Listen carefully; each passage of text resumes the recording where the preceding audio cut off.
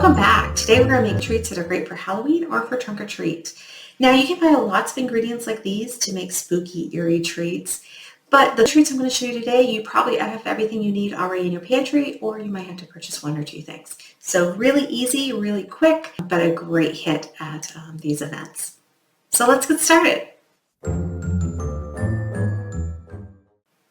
So the first thing I'm going to show you doesn't require baking, doesn't really require a lot of effort at all, but this was a big hit last year when I did it for trunk or treat. It is ghost poop. Yes, I know, but kids loved it. So all you need to put together a treat of ghost poop to give out at trunk or treat is a little bag. You can use this or a Ziploc bag, whatever you have. Some mini marshmallows, that will be your ghost poop. Then you're going to need a twist tie of some sort to close the bag. I have these colorful ones. And a label so they know what it is.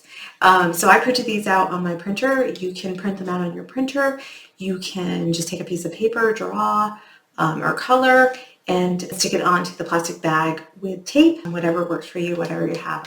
And I am just going to take some of the marshmallows, put them right in there. You don't need too many. Again, these went very quickly, so this year I'm going to make a lot more of these.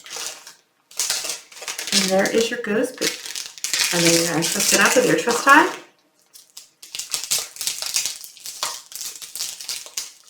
And put your label on it. Really simple, really easy. The whole family can make these. Next, we're going to make our brains. So these are also very popular at trunk or treat or Halloween, or just for a Halloween party if you're going to do one of those. So what this is going to be, it's basically a Rice Krispie treat, but it's going to be in the shape of a brain and colored so it looks like a brain. So all good things today. So you're going to need Rice Krispies, marshmallows. You can use mini or the regular size. You need salted butter, food coloring. I'm using red. We're going to mix it, but we're not going to mix it completely, so it's going to kind of have that brain look. And optional, completely optional, if you have edible blood, that also works. So I have this, I got this at Michael's, I believe, and I may just drip that on. I haven't tried that yet, but we'll see how that comes out. So the first thing we're going to do is we're going to measure out our Rice Krispies. So we need 3 cups of Rice Krispies. So I'm going to take my Rice Krispies and start measuring that out. So 3 cups, and you can just scoop it right out, that works fine. And you're going to put this in a large bowl. So I have a really big bowl here. This way, when I start mixing everything together, it won't go flying everywhere. It's big enough to hold everything. So 3 cups. If you have a smaller bowl than this, that is fine too, but the bigger the better for this recipe. So 3 cups. And the next thing we're going to do is melt our butter. So you need 1/2 tablespoons of salted butter. So again, you'll see the lines on the stick of butter. So you need 1/2 of those. And you're going to put it in a microwave safe bowl and microwave this for about 30 seconds. Once that is microwaved, you're going to pour it in with your marshmallows. And for the marshmallows, you're going to need 8 ounces of mini marshmallows or the full-size marshmallows, or 33 of the full size if you want to count them out. So I have those right here. And what we're going to do is we're going to pour our butter right into this. So in my bowl, I have my marshmallows and I poured my melted butter into here. And now what I'm going to do is I'm going to keep microwaving this at 30-second intervals until it's completely melted. So 30 seconds, stir it. If it's not melted, put it back in the microwave, do it for 30 more seconds on high, stir it again, keep going until it's completely melted. So I'm going to put mine in.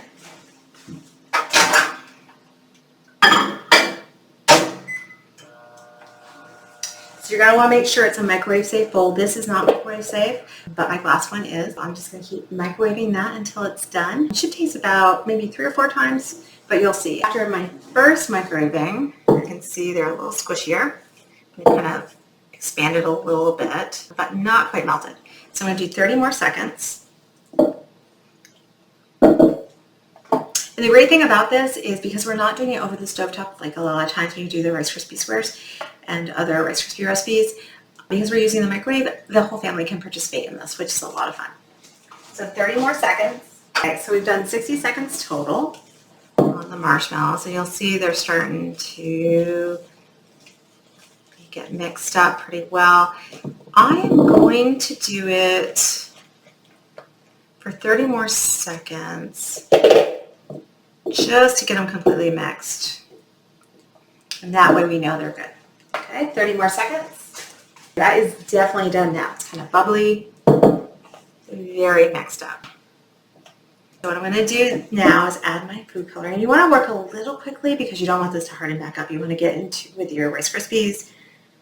So I'm going to do 5 drops. And we're just going to kind of slowly mix that up. Kind of swirl it throughout there. So as you see, you kind of get some lines. Scrape the sides of my bowl and kind of get that color in there too.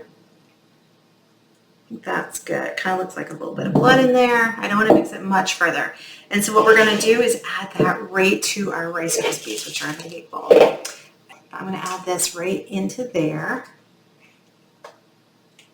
You might have some big drops of dark color. That's fine. That's like some blood vessels in there. So that's exactly what we want. Perfect. Try to get as much as you can in there. It kind of sticks, so it's as much as you can. Okay, set that aside. And so that is on top of my Rice Krispies, and I'm going to fold that all in.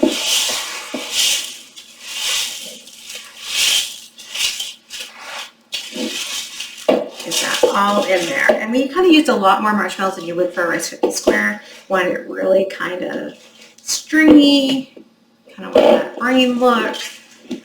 So mix that all up. Scrape the bottom of the bowl so you get all the Rice Krispies covered before it hardens up too much.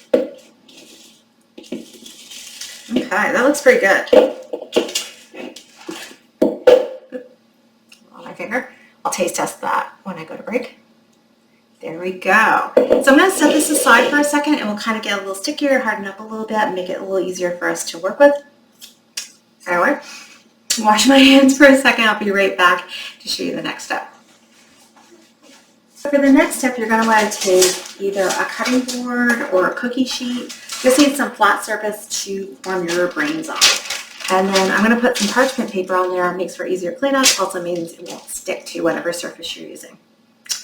And the next thing you're going to want to do for this is you're going to want to grease your hands a little bit. You can put a little butter on your hands, or you can put some ham spray on there. Either works, and that way it's not going to stick to your hands. You're going to be able to form it into something. I have some right here, and you just kind of take get a little greasy, and it's just going to make it easier so it won't stick to you. And you're going to wash your hands with soap and water after, of course. Make sure they're washed before too. Then you're going to take a large spoon, or if you have a scooper, that works great. Like the size for a muffin would work great for this. I'm just going to show you with a spoon. I like to show it so if someone doesn't have a tool, they can do it too. So I'm going to take a little bit, half my brain. This will be half a brain. So I'm going to take this. And my hand is nice and greasy, so it is not sticking to that perfectly. Didn't get that finger, so it's sticking a little there.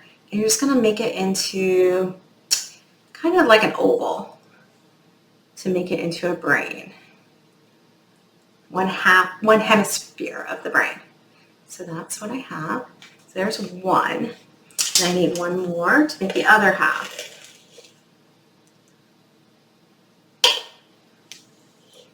A little bit more than that. It's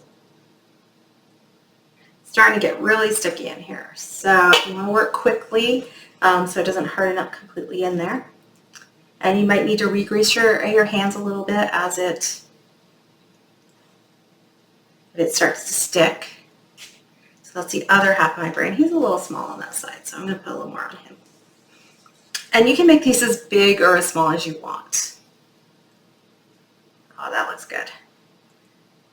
So there we go, and you're going to stick that together a little bit. You want the line, so the middle of the brain. So that's my brain. And again, if you want to add some edible blood to that, you can make this a little eerier. So I'm going to do that. So here's my edible blood. I'm just going to put a little bit on there.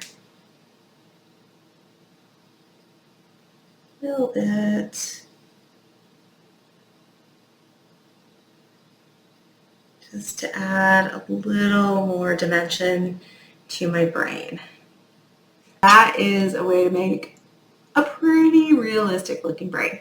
So, and then what you would do is you'd let this sit out for a little bit, maybe about an hour, to harden up a little bit more, and then you could wrap it for your trunk or treat. Or if you're just having a party, that you put it on trays, it will look great.